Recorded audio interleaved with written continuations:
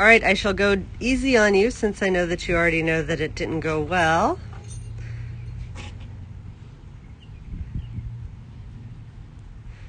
So I think here you've got the right idea.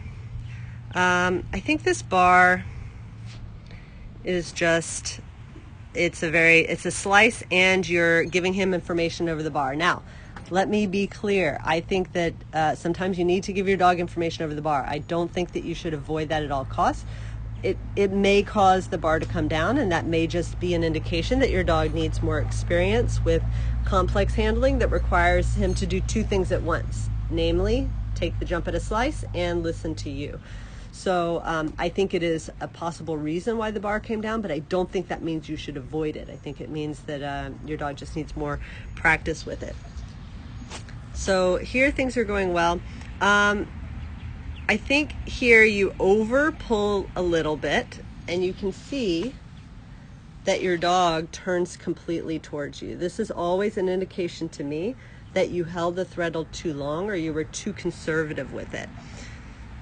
This is actually a fairly gentle threadle. The dog is slicing here, and they're probably, if you had done nothing, your dog is probably on a line like this, basically headed for the wing, not really headed for the backside quite, or if they are, just barely. And you just need the slightest correction to get them to come to this side. Like, let me make my line straight as the dog jumps. You just need the slightest correction to get them here. So this is a case where ideally you trust that your dog is going to respond to the threadle, and you keep driving in this direction. You don't over pull in this direction, because that actually pulls them away from this obstacle altogether. And so I think your dog starts thinking, okay, well, maybe we're going to this jump. So continue to drive towards this jump, because you do want him to take that jump while giving your throttle command, which tells him to take it this way rather than this way.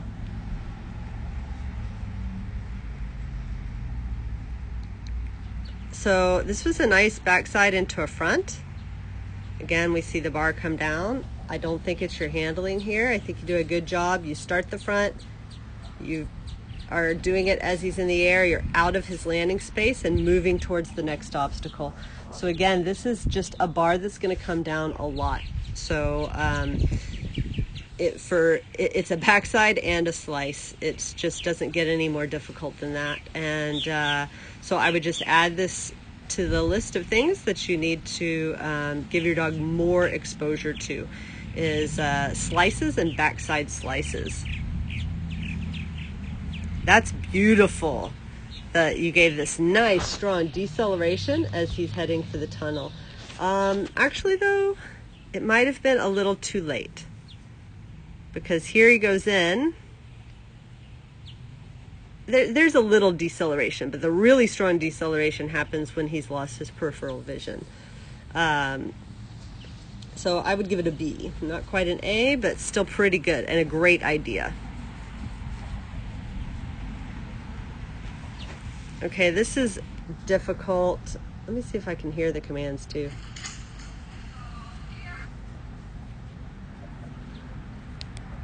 Turning up my volume. So I would be calling his name much earlier. Like when he's around here, I'd be calling his name so that when he comes out, he really looks at you. Because that deceleration is actually even appropriate for taking this, because you don't want the dog to blast out like this. So I'd be calling his name to help him find you. I think this post is a little bit a part of it. It kind of obscures his vision with you and provides a very intimidating thing in between you and him.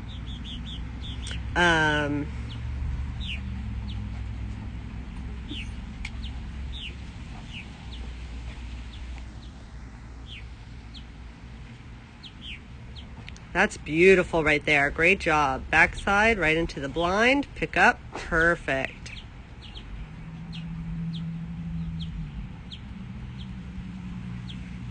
Here, I think you could consider putting the rear cross before the viaduct, but it might indicate this jump, so this one doesn't bother me too much, because basically if you look at it, you've got a straight line from tunnel to viaduct to tunnel, and so you're actually treating these three as a straight line and then rear crossing while the dog is in the tunnel. I do think that I would have still used the inside arm.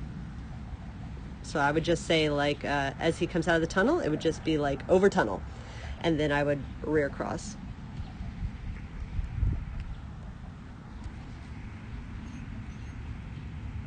I'm going to assume that went well. Looks like it did. Beautiful rear cross wrap. Oh my goodness, just gorgeous. You set this nice line. You got him up on the jump, and then this sharp, sharp turn, your motion goes back like this and creates this gorgeous wrap using the rear cross. Lovely.